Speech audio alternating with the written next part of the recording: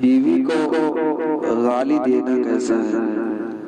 اکثر مرد اس بات کا شکوہ کرتے ہیں کہ بیوی آگے سے زبان چلاتی ہے، لیکن بعض اوقات شوہر خود ہی بیوی کو اس بدتمیزی پر مجبور کر دیتا ہے کہ جب وہ اس کے والدین یا گھر والوں کو گالی دیتا ہے تو ایک عورت اپنی ذات کے بارے میں سب کچھ سن کر، ایک عورت اپنی زبان کے بارے میں سب کچھ سن کر برداشت کر لیتی ہے، لیکن جب اس کے والدین یا گھر والوں کو گالی دی جائے تو وہ آگے سے بولنے پر مجبور ہو جاتی ہے۔ کسی کو گالی دینا ہمارے مذہب میں حرام ہے۔